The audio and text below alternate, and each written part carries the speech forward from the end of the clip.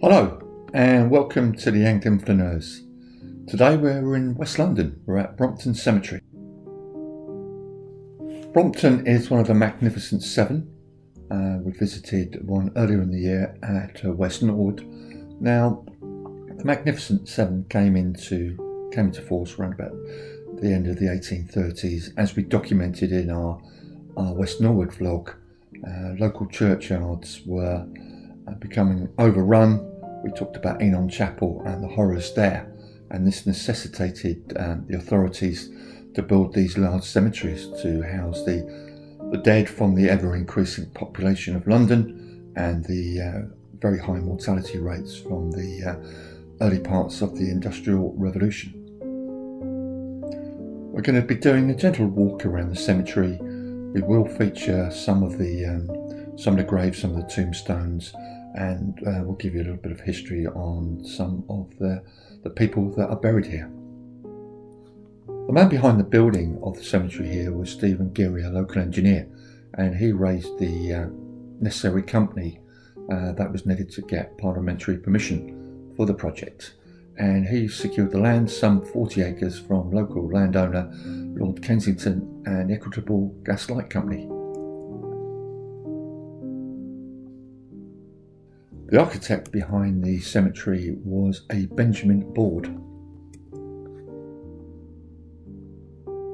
And the original centrepiece was a modest sandstone domed chapel. And this chapel was reached by two symmetrical long colonnades, which are now all Grade 2 listed. Many of these magnificent tombs are Grade 2 listed.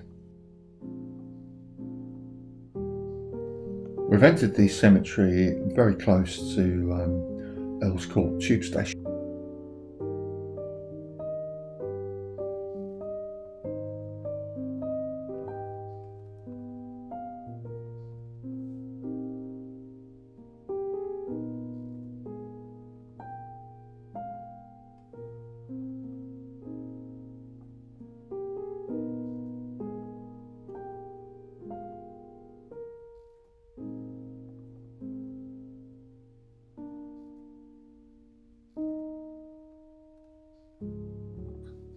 Before us we can see the grave of Emeline Pankhurst, who is best remembered for organising the UK suffragette movement and helping women to win the right to vote. And in 1999, Time voted her as one of the most important 100 people of the 20th century. In 1903, Pankhurst founded the Women's Social and Political Union, which was an all-woman suffragette advocacy organisation dedicated, in her words, to deeds, not words. She was indeed a truly remarkable person who, through her deeds, helped reshape the 20th century, much for the better. Before us we can see the tomb of Henry Petite, who was a notable actor and writer. Looking around you can see the wonderful trees and faunas. And these cemeteries, the Magnificent Seven, as well as being a place of respect and a place where people go to visit their loved ones, they've taken on a further identity as really nature reserves. Brompton Cemetery is one of the royal parks, and we know London is a green city. It's known for its great and numerous parks. But we're still in a built-up area, so the greenery is most welcome. And this area has really gained some prominence as a green corridor, if you like, through a very busy part of London. This land in the early 19th century was used for market gardens, and occasionally you can still see wild cabbages, asparagus and garlic amongst the tombs. There's been grapevines as well, and wild lupins and foxgloves, and many other species of fauna. And the site has become a haven for birds and for foxes, and there's carrion crows, there's green woodpeckers, nesting kestrels, and occasionally parakeets. To name a few of the wild species of wildlife that is abundant in the cemetery. And whilst we've been here this morning, we've seen numerous joggers and runners exercising through the cemetery, and you can see the attractions. It's a beautifully calm and reflective place, and you're away from the busy streets and traffic of West London. So that's another identity that the cemetery has taken on, and that's not wishing to denigrate its true and original purpose.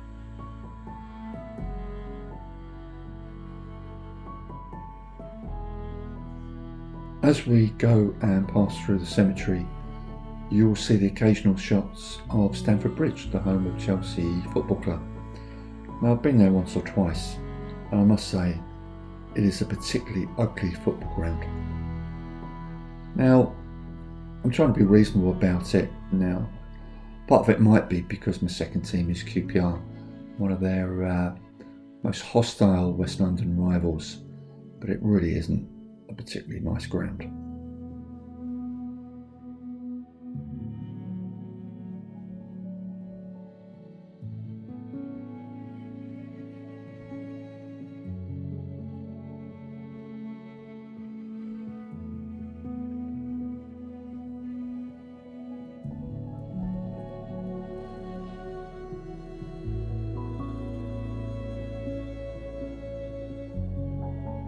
What is very useful, and I'm finding this as I walk round, is that for the uneducated like myself, that many of the tombs and the gravestones do give a description of the person buried, and that's really helpful. Over 200,000 people have been buried at Brompton. Brompton itself was closed to burials between 1952 and 1966, except for family and Polish interments. But it is once again a working cemetery. The cemetery is Grade 1 listed in the English Heritage Register of Parks and Gardens of Special Historic Interest in England.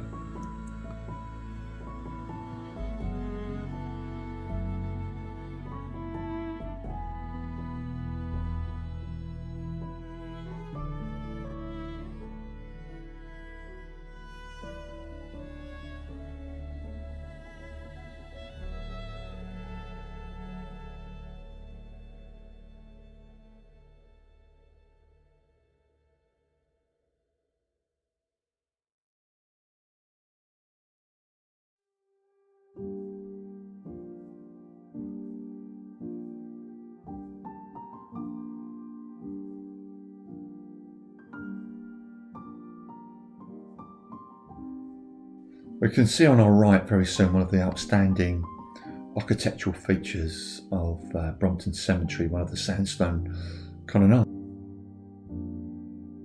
And very soon we'll see a gravestone that really fascinated me. It's a Colonel VJ Stepanov of Soviet Forces 1918, and it seems like it's within another grave as well, or the area of another grave. Now, I know Brompton is a burial site for many Czechs and Polish military personnel, but I didn't know it had Russian connections. Now, you know, my little knowledge of history tells me that the Bolsheviks came out of the First World War in late 1917 after the October Revolution. So to see a Soviet colonel buried here in 1918 just fascinated me. I've tried to look into any possible history and I've had no leads whatsoever. So if there's anyone out there who knows a lot more than I do, and probably that's not difficult, then please let me know. I'm absolutely fascinated by this grave and would like to know a lot more about it. It just seems rather peculiar, but that might say more about my lack of understanding. Now, I've mentioned the colonnades, and under these magnificent colonnades are some catacombs built in the early 1840s. Now, some of these plots were becoming very, very expensive, so an alternative to an ornate tomb was to have a coffin on a shelf in the underground catacombs. It also helped with the Victorians' obsession with death, and it allowed Victorian mourners to stay close to their loved ones.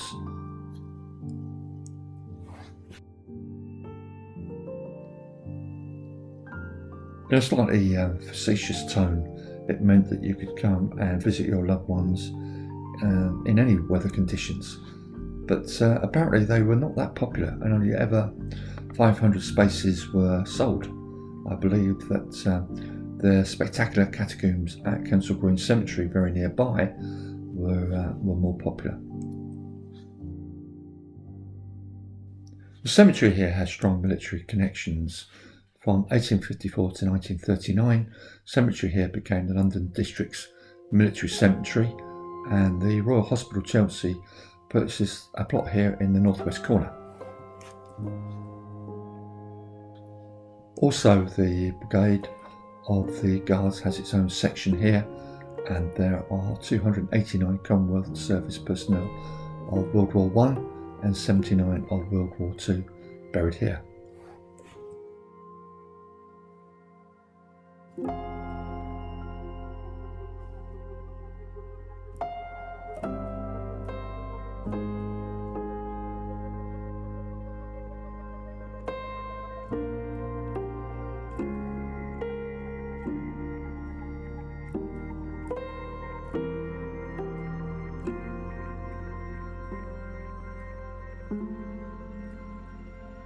There are a number of very interesting, surprising and quirky burials here.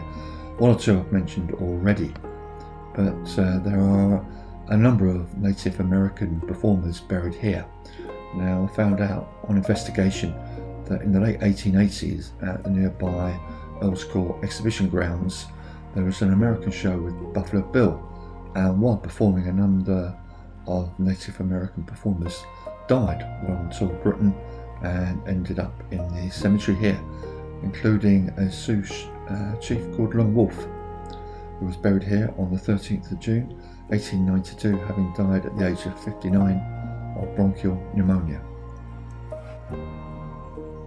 And he shares his grave with a 17-month-old Sioux girl named White Star.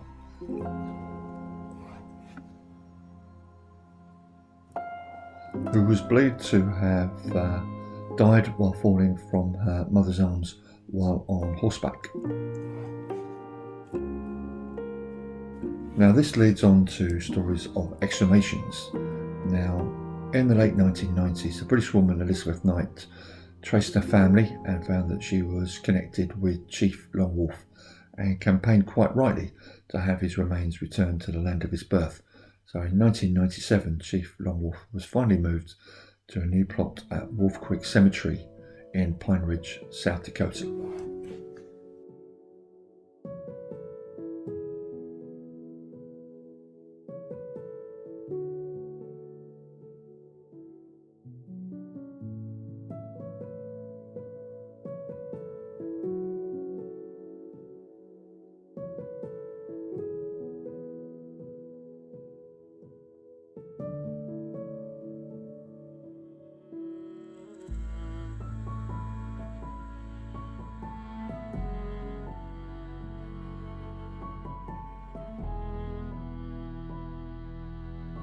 This grave particularly interested me. Gilbert Allen of Clapham Common, who was buried here after 40 years service in the Bank of England. Well done, sir.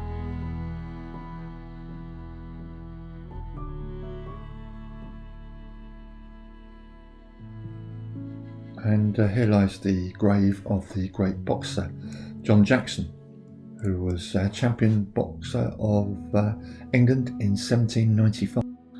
He won the Championship of England at the age of 26 in a fight on the 15th of April 1795, and this historic bout took place on a stage at Hornchurch in Essex. It took John some years to become the boxing champion of England. In his second bout on the 12th of March 1789 against Sir John Wisden on a rainy day in Ingeston in Essex, he lost in 5 rounds in a bout lasting about 20 minutes, and he lost because he suffered a broken leg, which was not uncommon during one of the many brutal boxing bouts of the late 18th century. This was before the Marquis of Queensberry's rules, and these fights took brutality to a level that we've gladly not witnessed in boxing for many years. But I'll talk more of John Jackson later in the video. Now we're coming to one of arguably Brompton Cemetery's masterpieces, gems, certainly in my eyes. This is the mausoleum of Hannah Courtoy, but it's meant to be a time machine.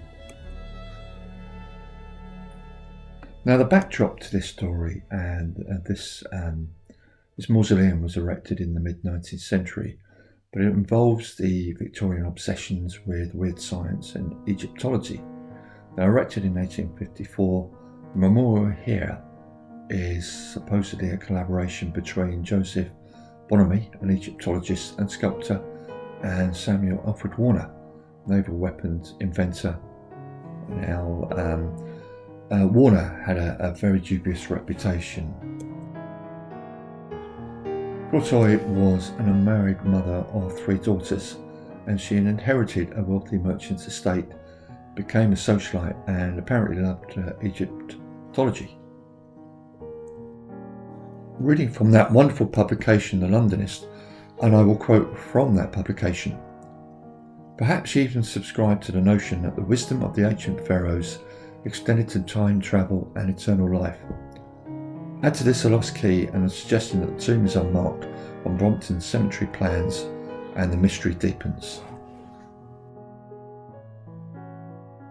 Now this mausoleum is meant to have teleportation capabilities, boasting a direct link to a graveyard in Paris.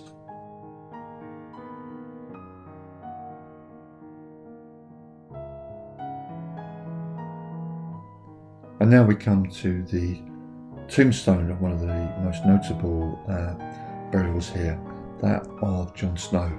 Now he was an English physician and a leader in the development of anaesthesia and medical hygiene. Now he was born in 1813, died in 1858. He's considered, and I will try and pronounce this correctly, but I'm going to struggle, of modern epidemiology, and that was in part because of his work in tracing the source of a cholera outbreak in Soho in London in 1854 to a nearby water pump. Now, in addition to his work on anaesthesia, he campaigned for fundamental changes in the water and waste systems of London, and this led to significant improvements in general public health around the world. John Snow, a truly great and remarkable man.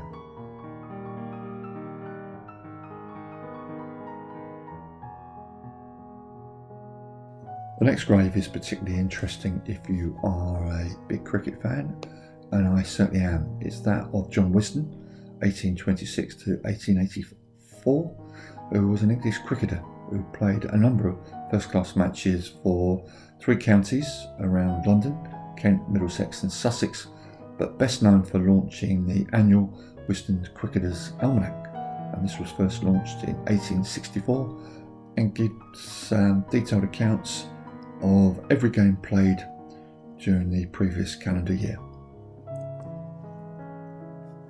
Each year, Wisden announced their 5 Wisden Cricketers of the Year, so if you make it into that list, then you've truly arrived in the game. But to truly arrive, then you've got to be in Wisden's list of the 5 great cricketers of the 20th century, and that list of the 5 cricketers is the great Sir Donald Bradman, the great Sir Isaac Vivian Alexander Richards, my personal favourite, the great Shane Warne, Sir Jack Hobbs, and finally the great Sir Garfield Sobers.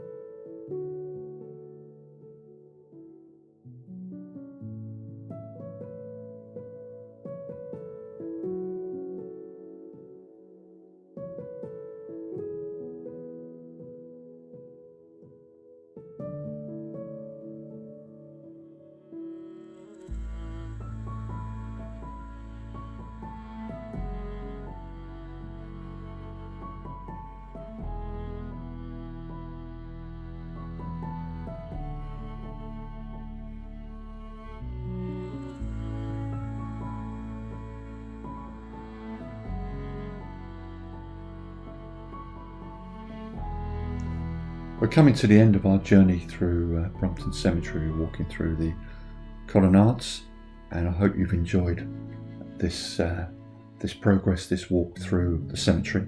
The camera work's been of a slightly higher quality because my wife's had hold of the camera today on her insistence that maybe the videos would be of a slightly higher quality should she do the camera work. So I hope you enjoyed that camera work. We're going to be leaving now, but before we go, I'll leave you with the last view of the grave of the great boxer John Jackson. So cheerio from the Anglian Flaneurs, and thanks for being with us today.